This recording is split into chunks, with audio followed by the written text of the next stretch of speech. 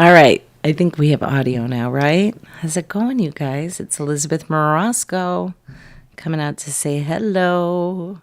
I had a little audio issue, and that happens sometimes, so you go with it.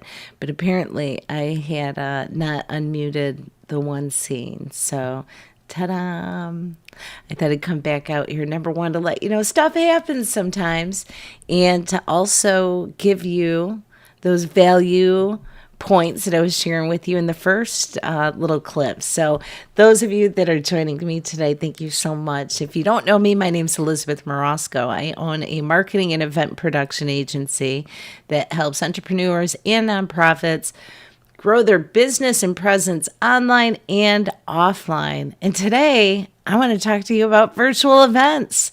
So my hope is I'm going to share with you 3 tips that can help you stay on track to create an absolutely amazing virtual event. So if you're ready to host an event, let me know. Or if you've already done it, let me know. Hey, I've already.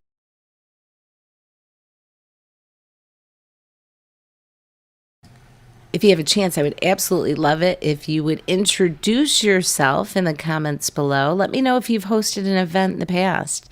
And if so, maybe what were some of the things that you felt were holding you back just a little bit. So today, I thought that I could share with you some tips to help you create an amazing virtual event and to help you get on track for the next one that you have. And before we jump into any of the pretty stuff, we got to talk about this. Form follows function.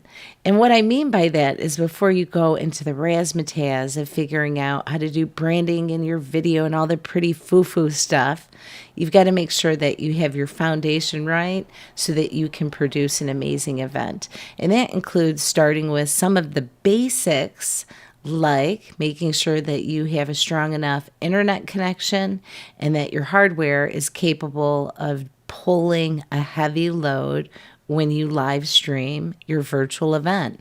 So one of the things that you can do is run a speed test on your internet. And you can go to speedtest.net, and it will take you to this free spot where you can run a test to find out what is your upload speed and what is your download speed. For streaming out your virtual event, you need to make sure that you have a strong upload speed. Typically for each location that you're streaming your virtual event to, like a Facebook group, a Facebook page, YouTube channel, LinkedIn, even your own website, you should have minimum 10 megabytes per second for each of those streams. That's going to make sure that your internet is capable of pushing out that heavy load. So go check that out, run a test on your system and make sure, hey, is it good? Is it strong enough to pull that heavy load of where you're going? Now, remember, your upload speed in this case is going to be one of the more significant numbers that you want to look at. Also, making sure that your computer can handle that heavy load. Now, if you're just doing a live stream that's from your phone, that's fine. A lot of people are doing great things with their phone. In fact, right now, my webcam is actually one of my cell phones, but I have it tied into my computer, and I'm using a software system that's called ecamm. Now, ecamm is for Mac users, and vMix would be the software for PC users. Those are incredibly powerful tools. It does take a little bit more time learning to navigate those software systems, but the thing it requires is the right internet speed and that you have the right hardware. So producing, like little clips like this, like this graphic that you're seeing, when you start combining all of those together, it takes a heavy load on your system. So you want to double check that you're good to go with that. Now, as for your cell phone, a couple of things to be mindful of is, let's say that you're wandering kind of outside of your normal area of your Wi-Fi. If you're using your cell phone, maybe outside or at an event, make sure that you turn your Wi-Fi signal off and you're going with your cell cell phone so that you're not your cell phone connection to the internet, so that you're not, losing the Wi-Fi signal and then cutting out right in the middle of your virtual event. So those are some of the key things of what you can do right now to make sure you're good. And that's more important than anything. And then after you get the basics of that down, your next thing that you're going to want to look at is how do you create this branding message and make your event look beautiful? So like on this one, I have a really simple overlay with just a blue swirl in the background. If I wanted, I could make that animated and have a video playing in the background, or create a similar slide to this and then pop up another box where I have a window maybe for bringing in somebody for an interview. So start thinking about what are all the different scenes that you would have in your virtual event and how you can do some beautiful graphics that can help convey the message and connect and resonate with people while they are at that virtual event. And there's so many different fun ways that you can do that.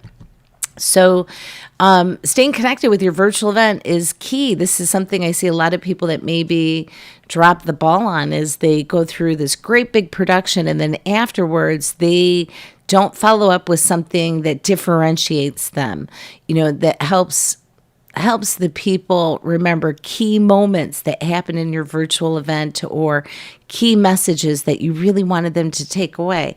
So one of the things that we utilize is our magazine, Kudos Magazine. So being able to do either a, specific magazine that's focused on the event that people are attending. And inside that magazine, you can have these little embedded video clips that people that can click on.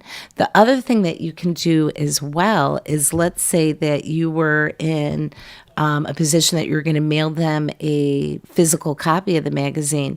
You can embed QR codes and then have people scan those codes to watch the videos or go to key locations that you want to redirect them to.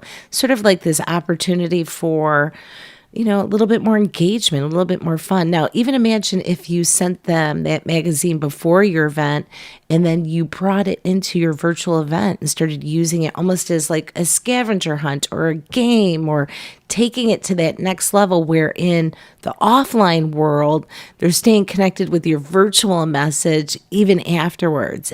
There's so many opportunities. You just got to think big and think bright and be willing to try new things. So one of the things that we do is this group right here, digital marketing strategies for entrepreneurs and nonprofits. And I would love it if you share this group with one of your colleagues who is either an entrepreneur or a business leader or involved heavily in a nonprofit. Let them know there's some resources here that can help them stay on track so that they can really grow online without being stressed out. There's so many opportunities, but you got to be willing to seek them out. Earlier today, I was watching a Facebook Live with Mari Smith. How many of you know Mari Smith? She's the bomb. But one of the things she was saying is Facebook organic reach is declining, okay? So what that means is you've got to find creative ways to still get that algorithm to work for you.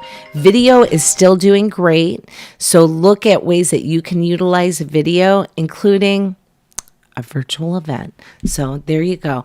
All right. In the meantime, you guys, I hope that you have a ton of prosperity. Be good, be happy, and start building an absolutely amazing virtual event. Your whole business will thank you. All right. We'll see you later, guys. Bye.